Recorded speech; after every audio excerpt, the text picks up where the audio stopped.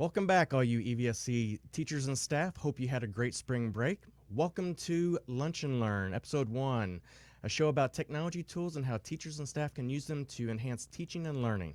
I'm your host, Jerrad Gleim, one of the EVSC ICATS, and with me in the studio today, I have two more ICATs helping me out. Over in the director's chair is Dee Higgs. Hey, how are you? Good to see you today. And over at Twitter Control, watching the Twitter hashtag, any of the questions and things you may be posting on Twitter, and also watching the YouTube chat pod is Jeff Thornton. Hey everybody, welcome. We're glad that you're with us, and feel free to share your questions and comments as we go through the show today. Hey Jeff, why are you wearing sticky notes? Well, I'm so glad that you asked, Jerrad, because somebody just recently told me that they were thinking of Gmail labels kind of like thinking of Post-it notes and the way we use Post-it notes to organize things for our life and to help us keep organized. And I thought that's kind of an interesting way to think of it. In Outlook, we would always call our organization for our emails folders, but in Gmail, we call them labels. So I thought, why not label myself today? That's very cool, Jeff. Thanks for doing that.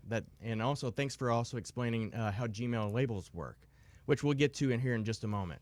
But first, let's talk about how this show works. Since many of you that are watching are teachers, we know that your time is in short supply. So keeping this in mind, we wanted to create this show as a resource where it keeps to a couple guidelines. First of all, it's short and sweet.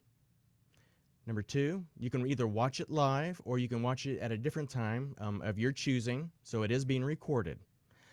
Number 3, it's interactive. We wanted to make sure that the show, it's not just us talking to you, but you can also talk back to us. Since it's live, you can post your questions and comments on Twitter. You can post them on the YouTube chat pod, and even later on the ICATS website when we do post the show, the recorded show on the website. So it's not just a one-way communication, it's two-way. So that way we can actually make this better resource for you. And above all, we hope, and last but not least, we hope that the show is entertaining and also a valuable resource for you. You can watch the show. We'll actually have it on the ICATS website on the front page. We'll also post the recorded shows later on the website. You can also watch live on YouTube. And we'll have the shows every Tuesday and Thursday starting at 11 o'clock. All right, so let's go ahead and talk about today's topic, Gmail labels. All right, so we're going to talk about 5 things today. And there's probably more that you can actually do with Gmail labels, but these are the 5 things I'm going to talk about, and hopefully you can find that these tips are useful for you. Number 1, how to create and attach a label to an email. Number 2, Gmail sidebar customization. If you're not into Gmail all that much and you haven't had a chance to actually play around with some of the things in the sidebar, I'll show you how to tweak some things and also find some of the things that are hidden. Number 3, how to color and also customize some of the other label options by individual labels.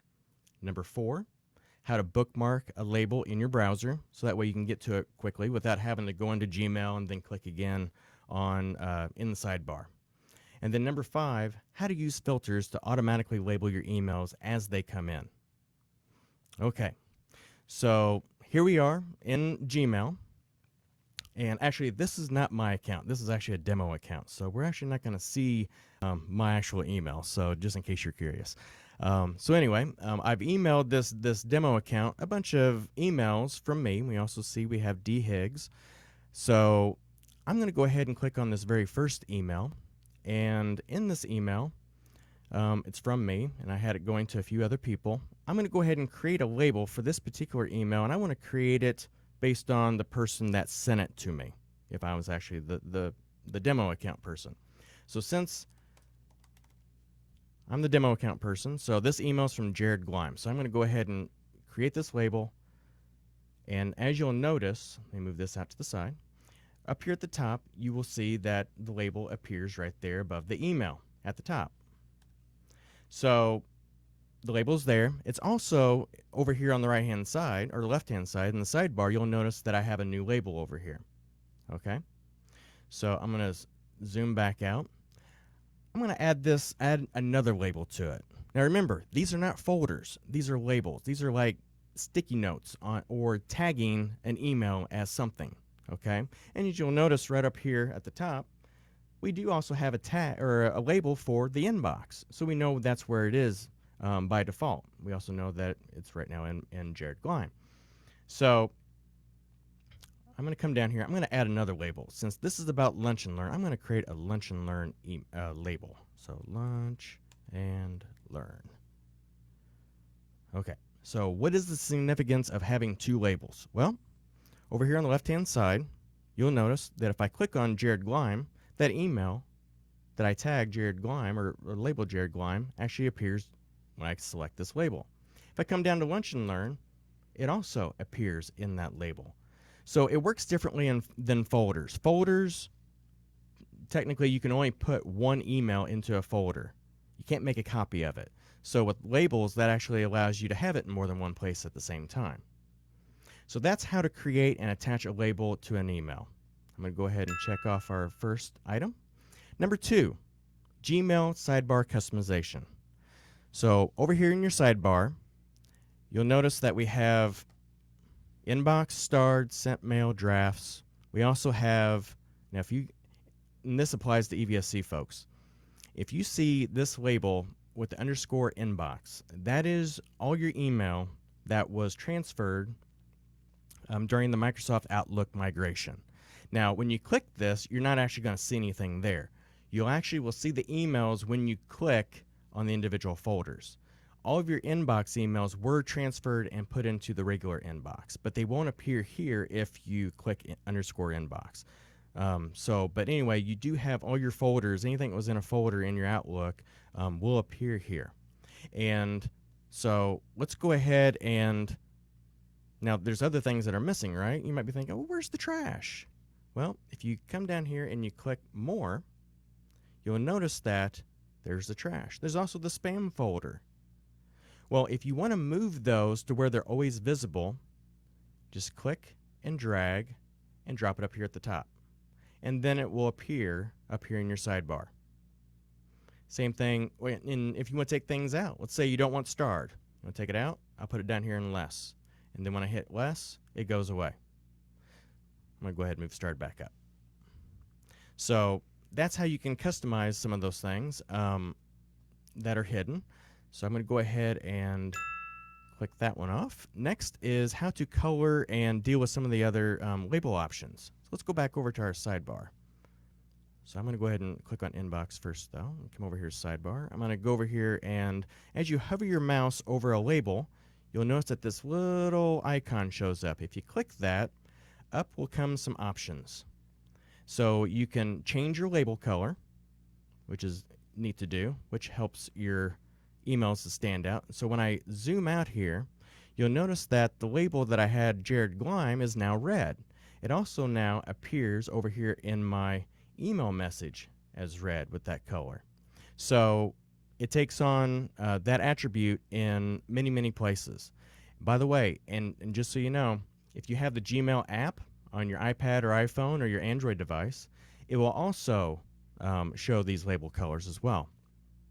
I'm going to also come over here to Lunch and Learn. I'm going to customize its label color and go blue. So as you can see here, I've got two different colored labels. It kind of helps it stand out. And it also shows up over here in my email as well. So now you can, if you don't like the colors that they actually give you, you can come here and add a custom color. Now, be sure that when you do add a custom color, so if you choose and it does give you a preview of what it looks like. So if I chose this red color, or if I chose a darker red color, it will show you what it looks like here. Usually whenever I choose a dark background color, one of these bottom ones, I don't choose the lighter of the same tone. A lot of times I'll just choose white, and that will help it to stand out a little bit better. So you can have your own custom color too, and that way, because if you have a lot of labels, it can get kind of crazy with all the different colors you have everywhere. So another option with customizing your labels is enlist, show, and then show if unread. If you, like me, in my own personal email, I've got tons of labels, what used to be folders. Sometimes I don't always need to see all those labels. So if that's the case for you, if you only want them to appear when there's actually new email in it, if you click Show If Unread, you'll notice that all of a sudden the Jerrad label's gone. Well, where did it go? Well, it disappeared because this email is now read. If I come in here and I select the email, go to More, mark it as unread, now you'll notice that it's back. So if you mark it as read, then it will go away. See, now it's gone. All right. So that is how to also customize a lot of your labels. Oh, and before I get off number 3 here, going back to the inbox folder. So remember, we have all these subfolders from the migration on our Outlook. So let's say you don't want these hidden under this underscore inbox anymore. So just come to the customizer here, come down the menu and go Edit and take off the nesting. So then and click Save. Now it'll appear as a parent label, no longer a child. These are these 3 labels are children to the underscore inbox. So this is no longer a child. Now it'll show up as a customary label that's right there in front of me. Okay, so that's number 3. Number 4, bookmark a label in your browser. Okay, so I have, by the way, I've already created a folder. I've got a label here for Jerrad label. I forgot to remove that yesterday. I'll go ahead and delete that real quick. So I've created a folder for some quick bookmarks in my Google Chrome. And to do that, you just have to right-click on the bookmarks bar and click Add Folder. And that will create another folder there. I'm going to go ahead and create another one here. Well, actually, no, I'm not. I'm just going to hit Cancel. I'll just go ahead and reuse this one. So I'm going to go ahead and create a bookmark for the Lunch and Learn tag. Okay, so with the Lunch and Learn tag selected, showing the emails that I have just for Lunch and Learn, I'm going to come up here to the top. You see where it says Secure. You're going to click and hold and then drag it, and then you can drop it right into that folder, or you can drag it directly to your bookmarks bar. So here it is. Now, it is kind of long here. I don't want it to look that way. I want to shorten this up. So if you right-click it and click Edit, now you can come in and rename it. So Lunch and Learn. And then I'll come over, sorry about that, and click Save. So now when I look at my bookmark, it says Lunch and Learn. So let me real quick, I'm going to move to a different spot. So if I go here, then click that, it took me directly there. So that's how you can bookmark a label in your web browser. And number 5, and probably the most awesome of the options you can do with labels, is to automatically filter them. So let's go ahead and look at, I'm going to go ahead and minimize this. I'll bring that back up in a minute and check it off. So here we are in this email. I want to go ahead and filter any email that comes in from Jerrad Gleim. I want it to actually automatically be labeled Jerrad Gleim. So with the email selected, if I go up to More and down to Filter Messages Like These, this window will pop up. And it'll automatically have my email address, or the email address that is from the person that sent the email. Now, you can either put someone's email in the From box, or you can just put their name. So if somebody has more than one email address that they use, you can just type in their name, and it will look for that name and make sure it's the name that they actually have used on the email address that comes in. If it's something else, then it may not work. But I'm going to go ahead and leave that there. You can also add other customized type things. You can actually have, you can filter by from, and also do put things in the to box, the subject, has the words, doesn't have, and so on and so forth. But for this demonstration on this one, we're just going to go ahead and leave it from who it is. Next, I'm going to come down to Create Filter with this search. And there's some things you can do to the email. You can have it skip the inbox entirely and have it archived, so that way it doesn't show up in your inbox feed. You can have it automatically marked as read. Maybe you get emails from companies that, you know, you don't read every day, but maybe you just want to read whenever you get a chance. But you don't always want it showing up in your inbox. So maybe you click this one and you mark it as read, so that way you know that it's not important. But you can come back to it later on just by going to the label. But let's talk about how to get it in a label. So I'm going to check mark the box, apply the label. And then I'll come down to Jerrad Gleim. So once I've done that, and there's a whole bunch of other options you can do here, but here's the really cool thing. Down here at the bottom, there's an option where you can check the box for also apply filter to 5 matching conversations. So you know how I made the label just for a person? Well, I don't have to go into every email and go, oh yeah, that's from Jerrad. Yeah, that's from Jerrad. That's from Jerrad. No, if you set up this filter, it will go through your entire inbox, and you can actually have it automatically filter everything that is there now and also what will be coming in the future. So now I'm going to click Create Filter. And as you can see, everything that came from Jerrad Gleim is now filtered and labeled as such. So, and it also, since 2 of those emails are also unread, you'll notice that over here on the side, it shows in the filter how many are unread for that particular filter. So that is how to use filters to automatically label emails. So now we are going to go over to Jeff and find out what is in Twitter or in the YouTube chat pod as far as questions go. Yeah, Jerrad, we just have a couple questions here that I wanted to ask. Okay. One is, and it looks like this is possible from watching you there, is an email can have more than one label, and then I guess I would take that out farther. Can it have 2 labels, 3 labels, more than that? Yes, there is no limit to labels. And as you can see here with this first email that I showed, I've got 2 labels attached to it. As far as I know, there's not a limit. Now, what can also happen, just to let you know, if you have 5 or 6 labels, it may be hard to see them all here in your email list or even here in the body of it'll show them. I believe it'll just create another line and put more in here. But yeah, that's really the only limitation to labels is maybe what you can see here in the email list, but you can certainly put as many labels as you want. Great. And here's another one. As a teacher, I send out maybe a lot of messages to parents, and I may have different classes or groups. And so as I send out those sent messages, maybe I would like to label my sent messages so I could refer back, oh, I sent that to period 3, or I sent that to this group, or whatever. Is it possible to label those messages in the sent folder or sent label? Yes. Well, in order to do that, to label things in your sent, you need to go to the sent mail folder. Well, you don't have to go there, but I'll use this as an example. So here is an email sent to Jeff. So if I was going to create a filter for things sent to Jeff, let's say Jeff was my class, Jeff Thornton. Okay, so there's Jeff. But I also want to make sure this is stuff that I'm sending.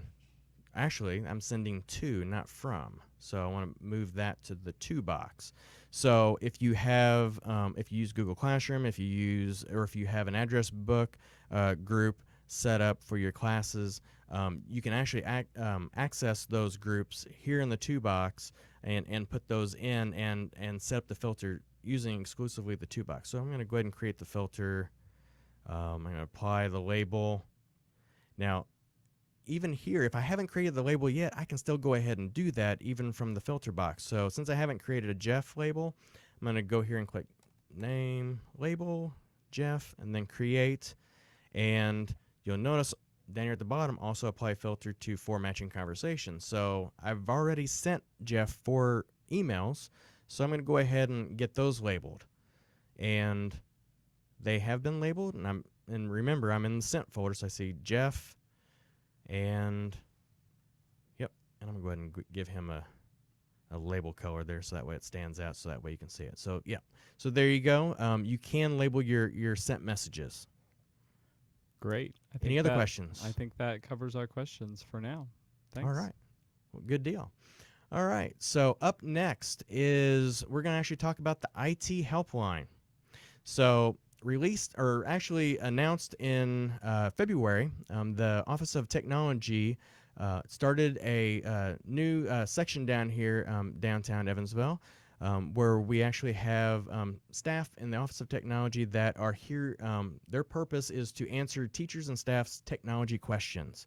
So what staff can do to get in contact with them is to call on their IP telephone 18555, and or they can email at it.helpline@evsck12.com.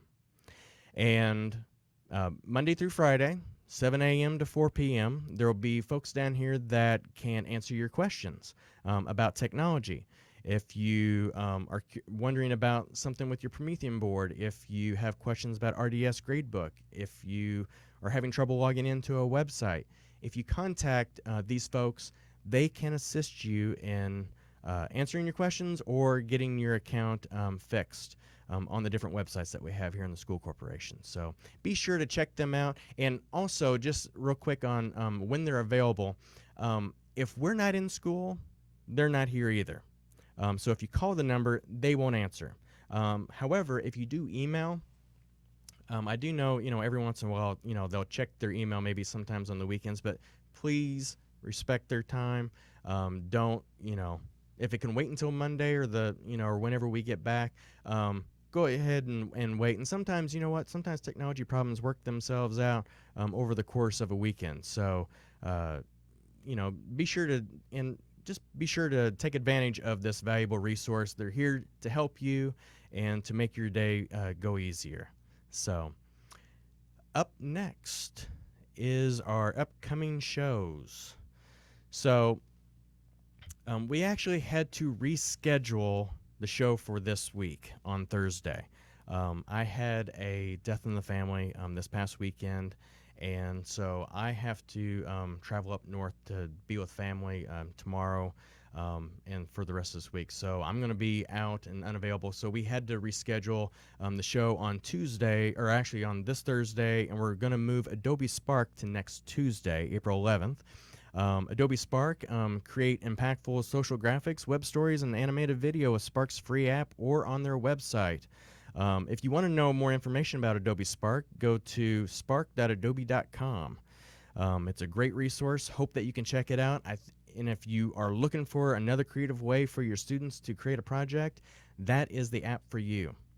On next Thursday, April 13th, I will not actually be in the chair here. Dee Higgs will actually be here. She'll be in the presenter's chair presenting Promethean Active Inspire Toolbox customization. She'll show you how she recommends setting up the toolbox, and also some of the featured things or hidden things that maybe you don't know about that Active Inspire can actually do. And then the show that we had scheduled for Thursday next week about RDS Employee Access, we're going to move that to May. So we'll take a tour of the website, of course, not on my account, so, you're not going to see any of my pay stubs or anything. So we're going to learn how to approve contracts, review pay stubs, and some of the other things that are available on that website. Now, in April, after next week, we won't have shows for 2 weeks, from April 17th to the 28th, due to iStep testing. So we will actually be out in the schools helping you all with the kids getting the iStep test completed.